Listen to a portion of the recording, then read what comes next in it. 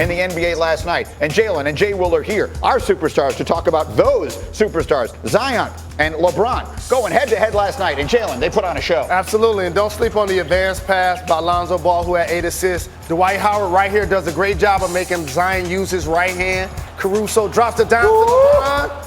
And there's liftoff. Josh Hart didn't want that heat, Jay Rose. Not at all. LeBron did not look 35 last night, I'll tell you that. Zion, meanwhile, looked 19 and spectacular in every conceivable way. He would score 29, but it was LeBron who showed up and said, I'm still the man here. We've been seeing LeBron do that a lot down the stretch, play bully basketball with smaller guards, and then, Brittany, once he found that shot from the outside, it was scary. And he's still doing stuff like this at 35 years old. Look at that two-hand jam in transition. LeBron, a season-high 40 points last night as the Lakers get a 9-point win at home in this head-to-head matchup. But despite the loss, Zion continues his outstanding play. He's now just the third teenager in NBA history to have 5 straight games of 25 or more points. Only Luka Doncic and Carmelo Anthony had done it before. I want those of you who were not with us yesterday to see something Sean Farnham told us. We had him put together a list of the best players in the sport, 21 and under. Here was his top.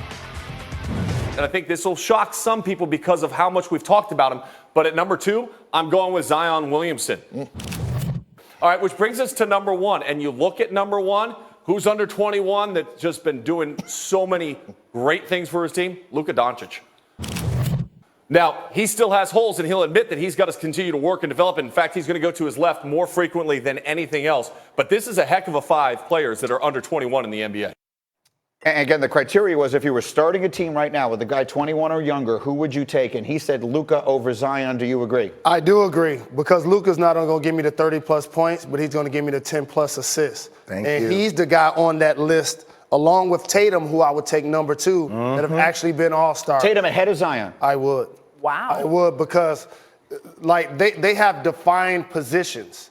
And Zion is going to be a terrific player, and he's going to stuff the stat sheet. But right now, they're still trying to figure, are you going to play his quality minutes at the 4? If you watch the team play, they're really playing him at the 5 a lot of times. So Zion will be third amongst the 21 and under. I'm with you, Jared. You can feature Luka. The ball is in his hands all the times. I don't know if you can feature Zion. Imagine if you gave Zion the ball 30 times throughout the course of the game in an isolated situation and said, go get me one. I don't know if he can do that consistently. He's better off when he's an additive player playing alongside Lonzo Ball, Drew Holiday, all those type of guys. I have a stat for you that's going to blow your minds. First off, the Dallas Mavericks have maybe the most efficient offense in the history of the game with where they are in today's in the league right now. He accounts for 48% of that, 51.2 points per game off the assists and points he's able to score. That's how dominant Luka Doncic is. So are you going Doncic and then Tatum and then Zion, or is Zion ahead of Tatum for you? I will go Jason Tatum second. I said it before. I said it on the show. I thought Jason Tatum was a top 5 player in the East. And people like across the media were like, oh, what are you talking about? I'm like, okay, now you're watching it. Now you see it. I still think Trae Young can go up. I still think Ja Morant can go up, but I still have Zion as at third. And so I like to distinguish players of, do I believe they're in the league because of their skill or their will?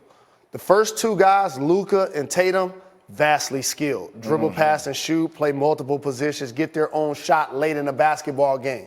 Zion right now is dominating based on his will. He's a bowling ball out there, getting offensive rebounds, getting deflections, getting dunks in transition.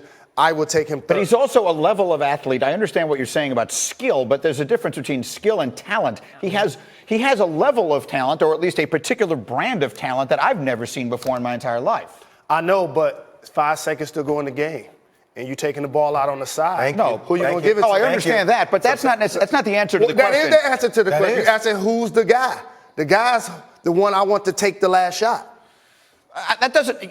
I understand what you mean, but the guy who you're going to have take the last shot doesn't necessarily mean he's going to wind up being the best player, all things considered. He plays a totally different position. You might not have given Shaq the ball to take the last shot. I know you're playing devil's advocate, but he was the best player on the team. So would you take Zion over Luka?